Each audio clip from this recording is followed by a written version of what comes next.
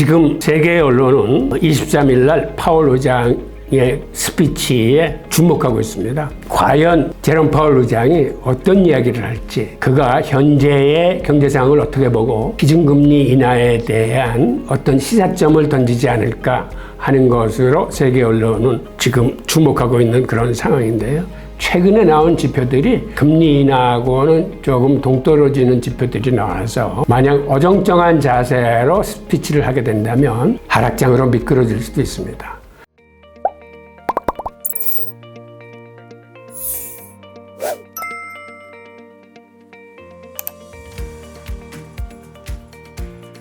자, 다음 소식입니다. 증시가 반등함에도 불구하고 비트코인은 하락하고 있습니다.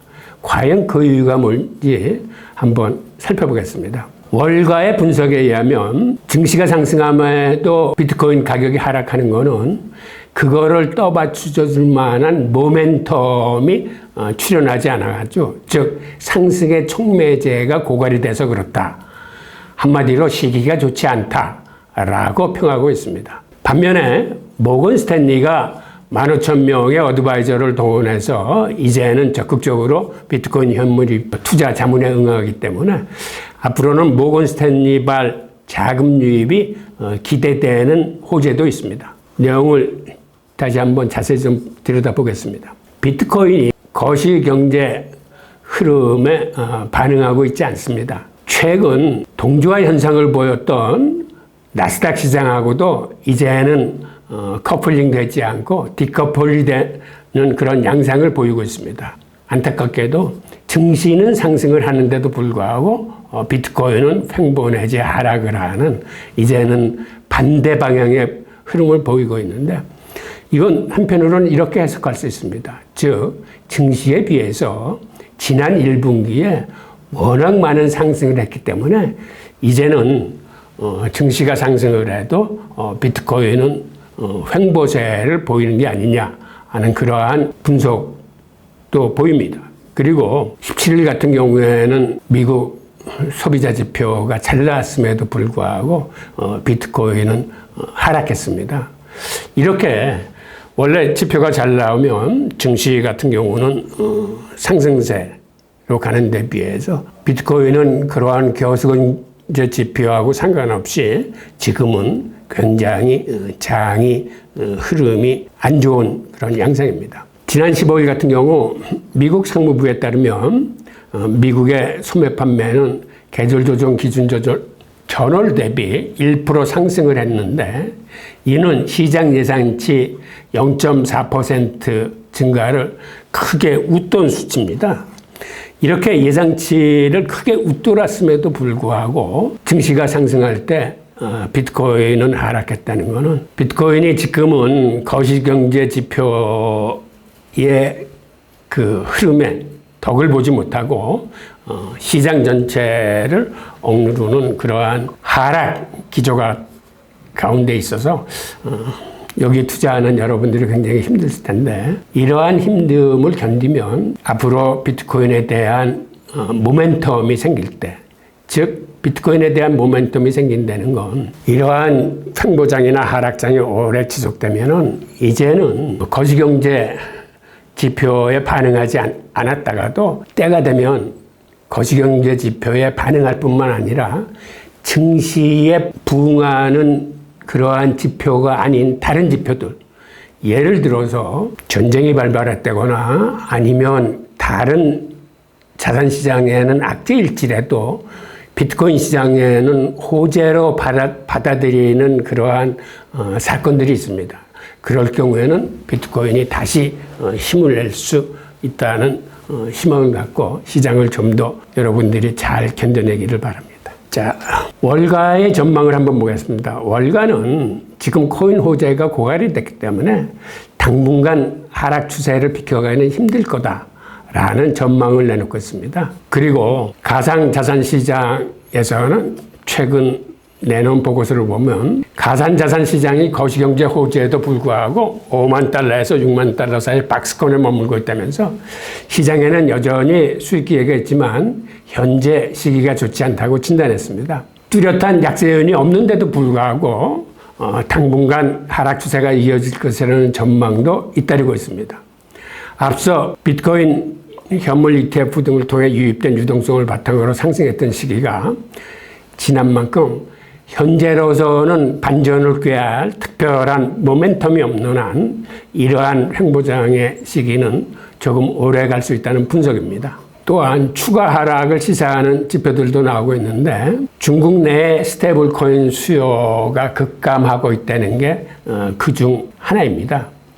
스테이블 코인에 대한 수요는 암호화폐 시장의 활성화를 의미하는 지표이기 때문에 이것이 비록 중국이다 하더라도 중국에서 스테이블 코인 수요가 줄어들고 있다는 얘기는 암호화폐 전체 시장으로 볼 때도 그리 좋은 뉴스는 아닙니다. 그리고 비트코인 가격에 영향을 미치는 선물 시장의 롱 포지션이 최근 크게 감소했습니다. 즉 선물 시장에서 롱 포지션이 감소하고 있다는 얘기는 앞으로 투자자들이 당분간은 비트코인 시장이 강세로 돌아서기는 좀 힘들다는 판단에 의해서 롱 포지션을 줄이고 있는 걸로 보입니다. 이러한 암울한 뉴스들이 나오고 있는 가운데 하나의 호재는 모건 스탠리발 호재입니다. 즉 모건 스탠리와 골드만삭스가 이제는 본격적으로 비트코인 투자를 지금은 이제 독려하고 있는 상황이기 때문에 이렇게 대형 금융기관들이 참여를 했다는 것은 굉장히 긍정적인 소식이자 앞으로 이들이 본격적으로 움직이고 또 다른 많은 대형 금융기관들이 참여를 하면은 시장은 더 탄탄한 전망을 갖게 될 것으로 보입니다. 자, 다음 소식입니다. 템플턴은 암호화폐의 새로운 지수를 만든다고 합니다. 즉, 이제는 개별 지수뿐만 아니라 비트코인과 이더리움을 합한 이러한 지수를 지금 개발 중에 있고 앞으로 이게 더 나아가서 비트코인과 이더리움뿐만 아니라 다른 알트코인도 포함시키는 방안을 강구하고 있다고 합니다. 즉 이런 식의 종합지수가 나오게 되면 마치 주식시장에서 S&P 500 지수를 추정하는 것처럼 이제는 암호화폐 시장에서도 어느 개별 종목뿐만 아니라 거의 전체 시장을 묶어내는 그러한 지수가 이제 개발될 것으로 보입니다. 앞으로 여러분들이 만약 주식 투자를 하게 된다면 주식을 통한 간접 투자로서 이런 암호화폐 전체 시장에 대한 지수 추정 ETF 같은 것들이 많이 도움이 될 뿐만 아니라 이런 지수가 개발이 되면 주식시장에서 현재 비트코인 현물이나 이더리움 현물 ETF 외에도 나중에는 이러한 지수가 큰 역할을 하게 될 것으로 보여서 이는 암호화폐 시장에 굉장히 좋은 뉴스로 생각이 됩니다. 다음 소식입니다. 노르웨이 국부펀드는 비트코인에 간접 투자를 했음이 밝혀졌습니다. 그 결과 노르웨이 국민 1인당 비트코인을 약 27달러어치 보유한 걸로 밝혀졌습니다. 노르웨이 국부펀드가 의도적으로 비트코인 투자를 한 것은 아니지만 그들이 투자한 주식 중에 비트코인에 투자한 회사들의 주식을 취득함으로써 이러한 결과를 의도냈습니다. 현재 노르웨이 국부펀드는 1억 4,400만 달러 이상의 가치로 평가되는 간접 투자 포지션을 갖고 있습니다. 그런데 이거는 아시다시피 비트코인에 투자하고 있던 마이크로 스트래티지 지분을 전체 포트폴리오에 약 0.89%로 확대한 것에서 기인을 합니다. 그 외에도 코인베이스, 그 다음에 잭도시의 핀테크 기업인 블록의 지분도 확대를 했습니다. 그리고 비트코인 채굴 기업인 마라톤 디지털의 주식도 새롭게 투자를 했습니다. 이 모든 걸 합하니까 그 결과가 노르웨이 국민들이 1인당 약 27달러어치의 비트코인을 갖게 된 결과에 해당합니다. 앞으로 이런 식으로 국부펀드나 연기금이 비트코인 관련 주식들에 투자함으로써 비록 주식을 통한 간접 투자이긴 하지만 이러한 투자가 많이 늘어날 걸로 보입니다. 이렇게 노르웨이 국부펀드를 뒤쫓아서 앞으로는 많은 나라의 연기금들이 이러한 식의 투자를 추종할 걸로 보여서 이것도 또한 암호화폐 시장에는 좋은 소식인데, 우리 한국의 국민연금도 최근 마이크로 스트래티지 주식을 약 3,400만 달러어치 매입을 했습니다. 미국 증권거래위원회에 제출된 8월 13일자 서류에 따르면 우리 국민연금이 마이크로 스트래티지 주식 24,500주를 3,375만 달러에 매입했다라고 보고한 바 있습니다. 다음 소식입니다. 피터 틸은 사회는 비트코인의 잠재력에 대비하지 못하고 있다라고 경고했습니다. 여러분 피터 틸을 잘 아실 겁니다. 피터 틸은 페이팔의 공동 창업자입니다.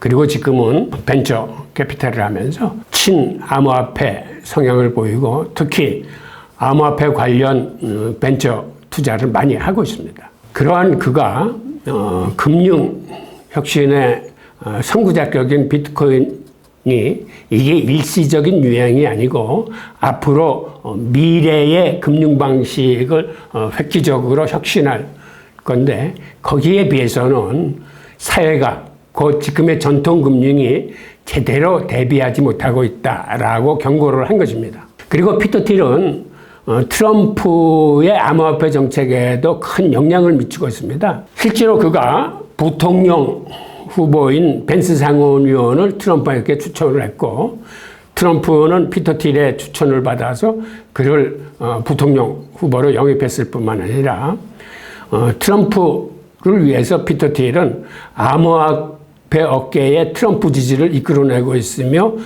트럼프 선거자금 모집에도 크게 관여하고 있는 것으로 알려졌습니다. 그리고 지금 부통령 후보인 벤스 상원의원이 한때는 틸이 주도하는 벤처 캐피탈과 그 스타트업에서 임원으로 일한 적도 있습니다. 마지막 소식입니다. 비트코인이 지금 59,000 달러 내외에서 움직이고 있는데, 22일서부터 펼쳐진 잭슨홀 미팅에서 23일 날 파월 의장의 스피치가 있습니다. 지금 세계 언론은 23일 날 파월 의장의 스피치에 주목하고 있습니다. 매년 여름 개최되는 잭슨홀 미팅에서 과연 제롬 파월 의장이 어떤 이야기를 할지, 그가 현재의 경제 상황을 어떻게 보고, 그리고 그가 기준금리 인하에 대한 어떤 시사점을 던지지 않을까 하는 것으로 세계 언론은 지금 주목하고 있는 그런 상황인데요. 만약 파월 의장이 이런 자산시장에 좋은 메시지를 전하면 이것이 하나의 모멘텀이 돼서 자산시장이 힘을 받을 수 있습니다.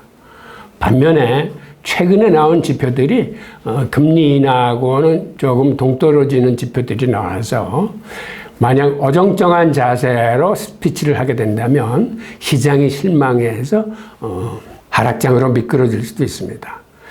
이런 연유로 우리는 23일 날 파월 의장의 발언에 주목해서 앞으로 자산시장의 흐름이 어떤 방향성을 갖게 될지를 주목해야 할 것으로 보입니다. 자, 오늘의 뉴스는 여기까지입니다. 감사합니다.